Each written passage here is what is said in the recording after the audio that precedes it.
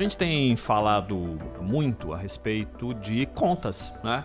Contas de todas as esferas de governo, estadual, municipal, e as contas do governo federal ficaram nas manchetes depois da divulgação ou da consulta que foi feita ao site, que tem exatamente ali todo o detalhamento do que se gasta na estrutura do governo federal. E aí veio a público a informação de maneira detalhada de gastos específicos e que deixaram as pessoas, de certa forma, estupefatas, com gastos com leite condensado, com chiclete, entre outras coisas, né? E paralelamente a esses gastos que foram divulgados, e aqui a gente não está nem julgando se o dinheiro foi muito ou pouco, para se contextualizar em que situação esse dinheiro foi gasto, por que período e por que abrangência, se discute a necessidade de cortar gastos para que se haja dinheiro para uma continuidade do auxílio emergencial que deixou de existir no auge da pandemia aqui no Brasil. Vamos falar sobre o tema, as contas públicas, as contas de governo, com o Gil Castelo Branco, que é presidente da ONG Contas Abertas. Gil, como vai? Boa tarde. Como vai? É um prazer falar com vocês e todos os ouvintes da Rádio Band. Você, quando tomou contato com as manchetes, achou que havia algum certo exagero na questão de produtos específicos com tamanho gasto? E aí eu te passo um depoimento muitíssimo pessoal. Eu sei que uma carreira militar tem uma série de colchões federais que são oferecidos para moradia e entre outros recursos que são dados para quem escolhe essa carreira para a vida. Mas eu não sabia que o governo era responsável por colocar leite condensado na geladeira das famílias de militares.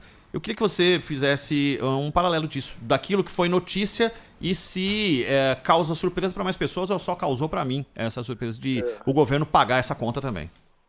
Bom, eu até posso dizer que não tive assim, muita surpresa.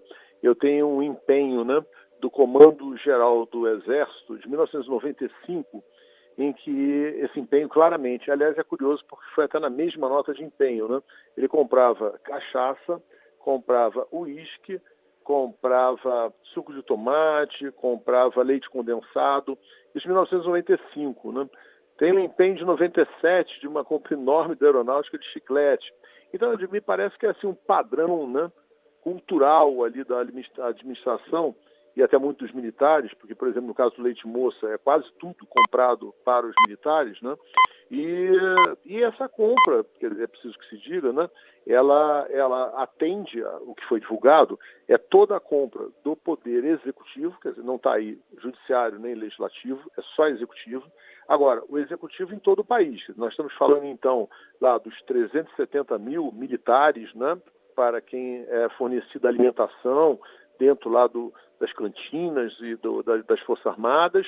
Nós estamos falando de cerca de 60 unidades, né, federais, as universidades, escolas técnicas, etc. Nós estamos falando também dos hospitais federais, né, que servem ali alimentação para os doentes, enfim, para os acompanhantes. Então, realmente, é até difícil, né? Até mesmo talvez para um nutricionista, ele poder dizer se essas quantidades são ou não são corretas, porque, na verdade, a primeira pergunta que acho que o nutricionista faria é o seguinte: mas tudo bem, toda essa comida, vamos dizer assim, esses gêneros alimentícios, produziram quantas refeições? Ninguém sabe, eu não sei dizer, né?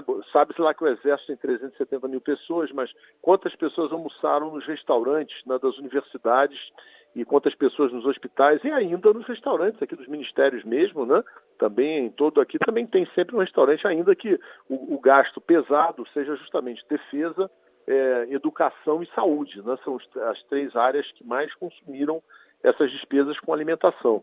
Então é naturalmente assim chocante até esse dado, porque o país tem uma dimensão continental. Então eu digo, qualquer item que você busque ali no plano de contas, né? Se você buscar ali alimentos para animais, vai ser outra confusão. As pessoas vão ficar chocadas também, porque é um gasto assim, assustador com alimentos para animais, assim, assustador para um cidadão comum, né? Porque aí você entra, aí fala, mas é só para as emas do Palácio, ali do Planalto. Não, ali além das emas você tem as universidades rurais, que tem ali, né, vários animais ali para os universitários, o estudo. Você tem também ali os estudos dos pesquisadores das universidades ali, os ratinhos, etc., os peixes aí em áreas, né, de laguinhos, né, na esplanada ou em qualquer outro lugar. Então, assim, esses gastos, eles são curiosos, são até anedóticos, né, mas é sempre aquela explicação.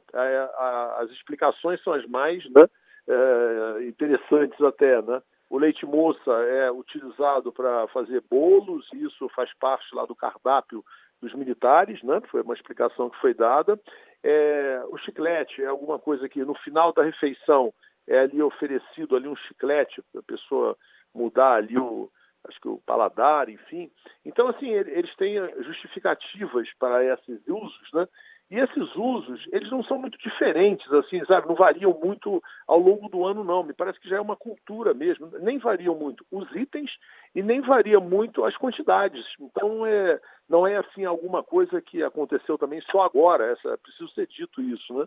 Na verdade, já vem há muito tempo. Eu me lembro de nós fazendo essa matéria de 95, em que tinha numa compra só o uísque, a cachaça, leite condensado, etc., e nós perguntamos aos militares, ao comando, né, geral, do porquê. E a resposta foi muito clara, que o militar, quando ele está na caserna, ele tem direito a se alimentar, isso faz parte da Constituição, e a alimentação dele é como a alimentação de qualquer um civil dentro da sua residência. Bom, não é bem assim, porque a diferença é que aqui dentro das nossas residências nós pagamos com o nosso dinheiro, né? E lá é dinheiro público, né? Então, enfim, mas de qualquer maneira, eu acho que isso tudo, né, dá uma ótima oportunidade para que se reveja, eu digo, até mesmo esse padrão alimentar, né? Porque eu acho que não é muito saudável, pelo menos a quantidade de alguns desses itens, né? Eu acho de que fato, é muito leite condensado, né, Gil? Ô, Gil, deixa eu te perguntar uma coisa. O CGU disse agora há pouco que os gastos do painel de compras não refletem a realidade. Queria que você explicasse para a gente como é que funciona essa planilha ou essas planilhas. Quem é que controla? Passa por onde? Quantos estágios? Por que se chegam a esses números e que, de repente, quando isso é aberto, a gente descobre que tem coisas assim absolutamente escandalosas. E isso não é de hoje, isso é desde sempre. Isso foi até muito interessante, né? Porque, veja só, até por conta da divulgação, a primeira matéria foi aqui desse portal Metrópolis, né? E a partir daí, isso gerou, né, uma curiosidade tão grande no país que o número de acessos acabou derrubando o site, o portal da transparência da CGU, né? Mas o portal da transparência da CGU não era o local onde essas informações estavam, né? Aonde estavam era num painel de compras que é do Ministério da Economia. Né?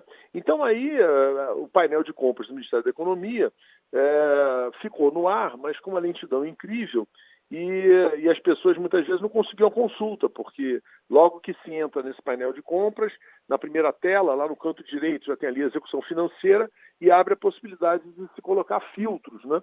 Então aí se coloca os filtros e fica se esperando o resultado da consulta, pode ser até exportada, mas o que acontece é que a procura era tão grande que você não conseguia completar a consulta, né?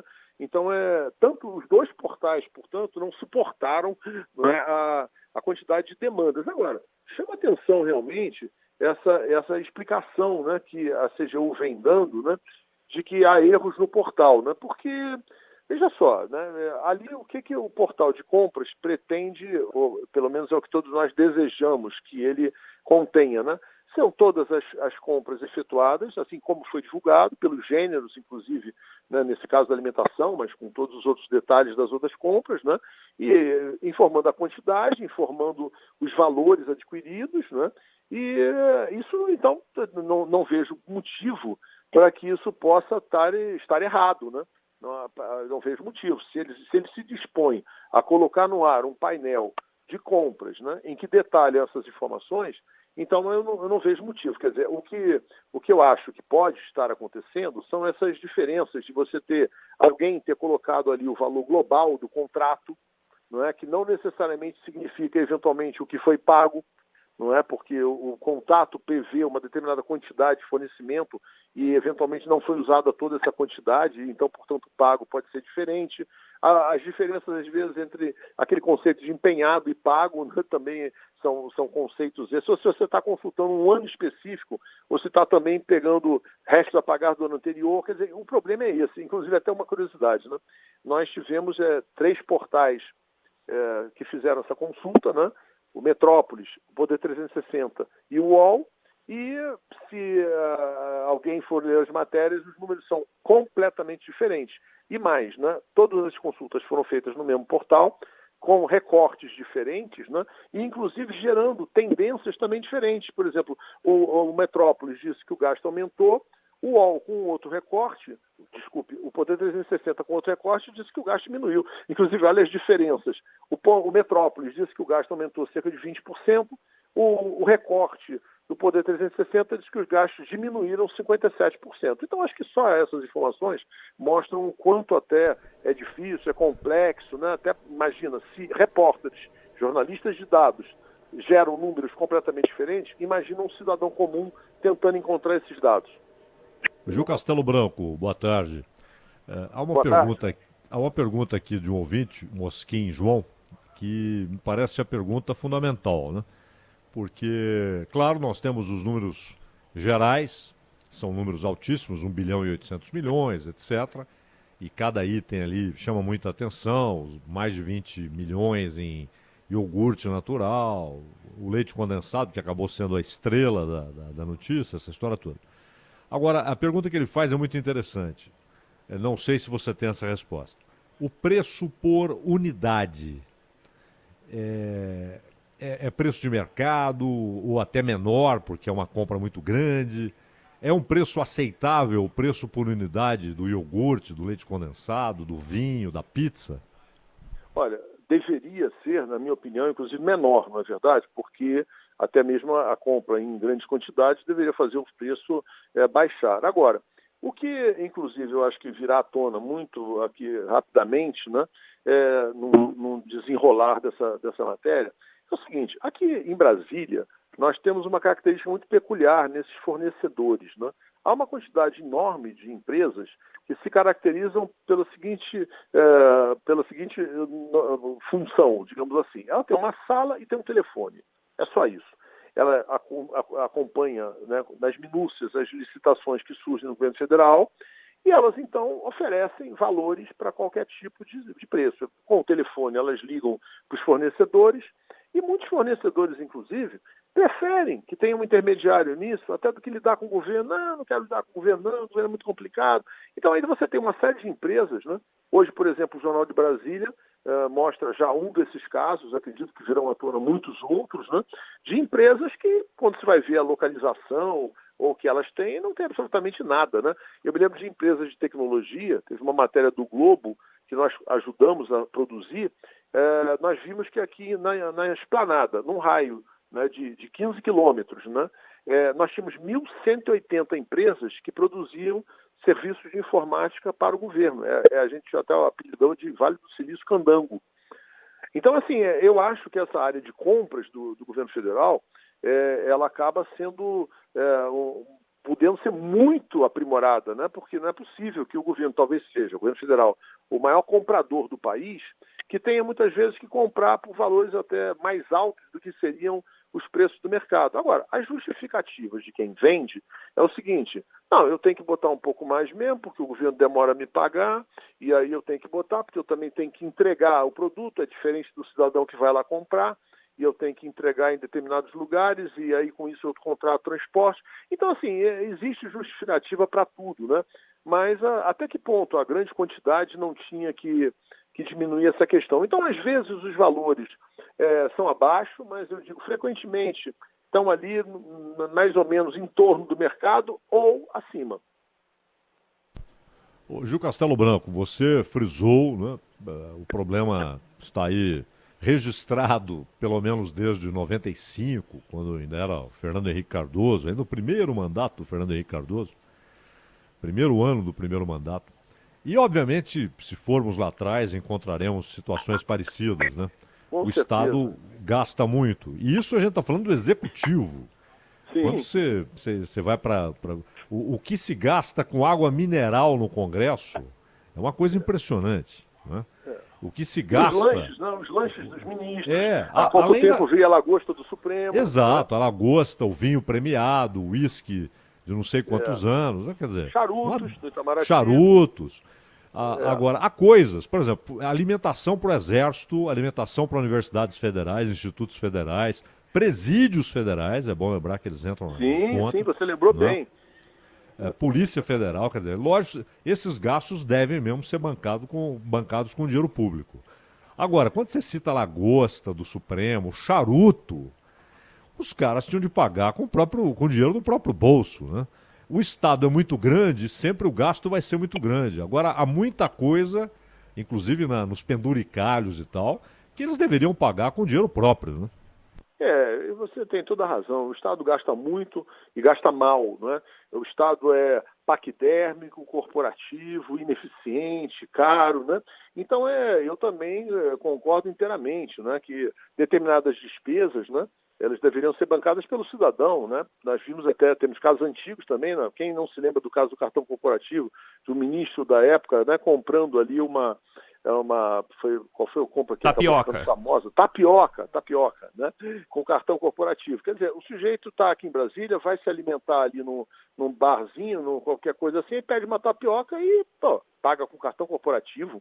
Então, assim, são coisas desse tipo, quer dizer, os lanches do Supremo, a intenção de ter sempre ali, e justificaram e compraram, né? Acabaram conseguindo mesmo comprar lá a lagosta e justificando que recebem convidados, pessoas que... Mas não é todo dia que eles recebem convidados, né? E, de qualquer maneira, eu acho que cada um deve oferecer aquilo que pode, né? Não é uma pessoa que, se o país está com uma situação fiscal tão difícil, eu acho que essa economia devia ser feita por todos os poderes, por todos os órgãos, né? Então todo mundo deveria limitar um pouco, né, a lagosta, o lanchinho do magistrado, não é? É como nós estamos comentando, isso é uma cultura. Eu me lembro da época do próprio Fernando Henrique, e tinha uma brincadeira que se fazia, porque também havia uma compra grande de pão de mel. Não é? Então, aí, como eventualmente os netos iam ao Palácio da Alvorada, e diziam, isso deve ser para os netinhos dele e tal. Então, assim, isso já virou até uma cultura, né? Uma situação anedótica. Agora, assim, Gil, né? o problema é que não é só com comida, é motorista, é apartamento, é viagem, é gasolina, é um monte de coisa que se colocar numa planilha e depois eles vêm dizer que não tem dinheiro para um auxílio emergencial, não tem dinheiro para um Bolsa Família, não tem dinheiro para comprar dose de vacina, sabe? Mas para essas coisas tem dinheiro. Tem senador com 82 assessores. Isso, né? É impressionante. Quer dizer, eu até costumo dizer, né? O Congresso Nacional, ele custa 30 milhões por dia. É um cálculo que qualquer um pode fazer. É somar o orçamento da Câmara, mais o orçamento do Senado, o orçamento anual, e dividir por 365. Isso vai dar 30 milhões, um pouquinho mais, por dia. E aí um deputado tem até 25 assessores, pode ter menos pagando mais, ou pode ter os 25 dentro de uma verba, né, que acaba sendo de R$110 mil no total, né, por mês. E aí o senador chega a ter, né? Eu me lembro uma ocasião aqui em Brasília, que foi assim, um recorde, até por ser um número assim, estratosférico, que era um senador até aqui de Brasília, e chegou a ter 100 servidores à sua disposição. E quando foi questionado, ele diz, não, eu contrato sim, eu contrato até uma melancia. Então é essa a ideia. Né? É arrogância, né? Arrogância de quem se sente dono do poder, né? Eu me lembro que quando nós fomos fazer novamente uma matéria com esse senador da melancia, ele disse, vocês não se cansam, não, é? Vocês não se cansam, não? Isso aí já fizeram, estão fazendo de novo, é? Então, chega a ser algo assim, uma afronta, né? Essas pessoas se colocam assim acima do bem e do mal, acima dos outros cidadãos. Então, eu acho que, realmente, é como você disse, em cada item que você for pesquisar das despesas da União, certamente nós vamos encontrar aí barbaridades, né? Você vê mesmo no Congresso Nacional, aluguel de veículos, né? Gasolina, tudo isso por nossa conta, né? Divulgação de mandato parlamentar, quer dizer, meu Deus, já tem o site da Câmara, o site do Senado, tem uma página ali para cada um dizendo o que fez, quais foram os projetos, se faltou, se não faltou. Quer dizer, tem que ter divulgação do mandato parlamentar, despesa até com correio. Não é correio, quer dizer, hoje em dia tem outras formas até de poder acessar. Então, assim, é necessário mesmo, era necessário um pente fino. Agora eu não me animo muito com isso, porque eles geralmente não legislam contra a causa própria, né? Então todos eles estão achando bom isso e vai ficando assim. Ô Gil, mas só que da redemocratização para cá, e todo mundo fala assim, não, então a gente precisa renovar o Congresso, porque aí viram pessoas com uma mente nova, né? E sabendo, vão mudar. Isso daí já foi mudado, já foi renovado 8 vezes desde a redemocratização. Não é renovação de deputado ou de senador ou qualquer parlamentar que vai mudar esse negócio, né? Você vê, até tem algumas figuras ali, não é, que vieram até nessa última eleição e que não tem gasto toda a verba ali indenizatória, tem procurado economizar, né, não tem a quantidade de funcionários que a maioria tem, mas essas são situações isoladas, né, quer dizer, eles não contaminam para o bem, né, muitas vezes são contaminados para o mal. Então realmente é uma situação assim, inusitada, né, de nós vermos que há um troca-troca ali frequente, mas a situação continua muito parecida, né? E aí, por que eu acho também que não muda muito, né? Porque todos ali que estão têm uma característica comum, que é até interessante, né? Porque nenhum ali entrou pela janela, né? Quer dizer, fomos nós que os colocamos lá, né? Digo, nós os brasileiros, de uma maneira geral, né? Então nós os colocamos lá.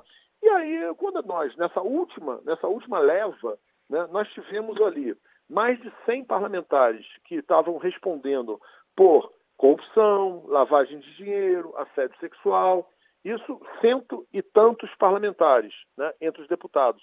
E 30 e tantos senadores também respondendo pelos mesmos crimes. Então, se nós estamos colocando, né, nós brasileiros, pessoas desse naipe no Congresso Nacional, né, não há que se esperar que eles estejam legislando, né, muito em favor do interesse público, da economia. Então, eu digo, parece uma situação que vai se perpetuando, como você disse, né?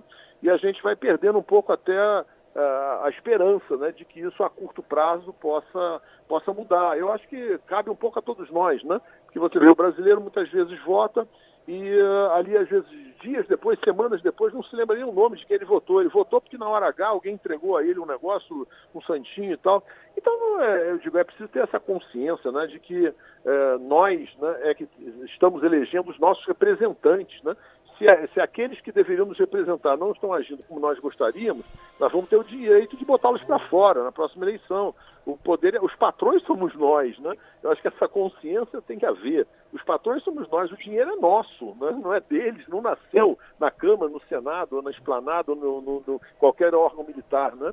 Então é preciso que a gente tenha essa consciência, mas é difícil, né? Essa consciência ainda não é uma consciência coletiva, né? De fiscalização, de crítica, de dizer, olha, não gostei do que você fez, não concordo com isso, mas não é assim que é aquela história, né, Gil?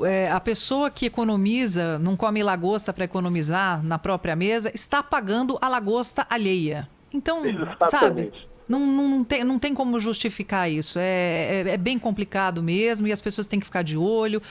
Você falou uma frase muito interessante. Nós somos os patrões. Você já pensou se que cada um tivesse aqui uma verba de gabinete de R$111 mil, colocar esse microfone de ouro? Sabe? É muita... Olha, é falta de vergonha na cara, principalmente num ano de pandemia. Exatamente. Agora, Gil, só para ficar bem claro, essas compras do Executivo, né, do governo brasileiro, governo federal, as compras do Congresso Nacional, como eu disse aqui, a água mineral, que é comprada ali com caixas e caixas e caixas para o ano inteiro e tal, sem nenhum problema, o dinheiro não é deles. E isso se reproduz nas assembleias legislativas, câmaras de vereadores, prefeituras, governos estaduais, etc. No caso, por exemplo, quando o Supremo ele estabelece lá as exigências, né, o vinho tem de ser premiado, o uísque tem de ser 12 anos ou 18 anos, seja o que for, a Câmara, quando vai comprar água mineral, que não pode ser qualquer uma e tal, há algum tipo de licitação ou eles decidem ali a bel prazer? Não, há uma licitação, não é? Há essa especificação, né, que eles fazem, e aí com esses detalhes todos do vinho premiado, da lagosta, e enfim, com todos os detalhes possíveis, né, para tornar aquele produto mais agradável, né, naturalmente, para quem o vai consumir. E aí é feita uma licitação, aparecem as empresas, mas até nisso, né? Quer dizer, se observa essa situação que eu comentava, né? Que Brasília também tem aqui uma série de intermediários, né? Que vendem, eu digo que parece até aquela brincadeira, né, aquela dedonha que nós muitas vezes fazemos com as crianças para entretê-las, né? Se você dizer com a letra A e o cara falar alface, avião, armário, quer dizer, as empresas se cadastram assim, algumas delas, quer dizer, eu acho que logo pelo cadastramento, o governo federal já devia dizer, não, que é isso, ninguém pode vender avião, armário e alface, né? Então, assim, mas isso acontece. Então, eu digo... No Amazonas vendiam respirador e vinho. Pois é, né? Pois é que tem tudo a ver, né? Tem tudo a ver. Então, eu acho que realmente há muito que mudar, né? Porque há especificações, eles compram, mas compram pelo menor preço, mas não, daquilo, o que deveriam era não comprar, né? Eu até vejo, por exemplo, no próprio Ministério das Relações Exteriores, né? Acho que seria bastante razoável, né, se comprar ali, ou se oferecer, mesmo, né, ali nos eventos, nas cerimônias, um vinho nacional, até para mostrar a qualidade do vinho, né, brasileiro. Enfim, ela ofereceu o que até fosse de melhor, mas até mostrando, né, algo da cultura brasileira, ou da produção brasileira, da indústria brasileira. Mas aí você vê, nessas horas, as compras são o que há de melhor no mundo, né? Não é bem exatamente o que pode haver de melhor, até nem que fosse no Brasil, né? Então, eu acho que é toda uma cultura que nós precisamos mudar, realmente. Essa conversa, a meu ver, é muito interessante, porque, às vezes, o ouvinte que está ouvindo o que nós estamos conversando deve estar pensando, é isso mesmo, que absurdo. E eu acho que só mesmo essa manifestação, a indignação da sociedade é que vai fazendo com que eles mudem, porque eu acho que assim, não é por índole que eles vão mudar. Eu acho que às vezes é pelo temor da próxima eleição, né? Então, se a gente não consegue mudar a índole, a gente tem que fazer com que eles tenham receio de receber um cartão vermelho na próxima eleição. Eu digo isso para os congressistas. E mesmo a indignação em relação ao judiciário, o executivo, eu acho que é sempre bem-vinda para que a gente possa melhorar a qualidade e a legalidade do gasto público. Gil Castelo Branco, presidente da ONG Contas Abertas. Gil, um abraço, muito obrigado aí pela atenção conosco. Uma boa tarde para você. Boa tarde para todos vocês e para os ouvintes da Rádio Band. Obrigada, Gil.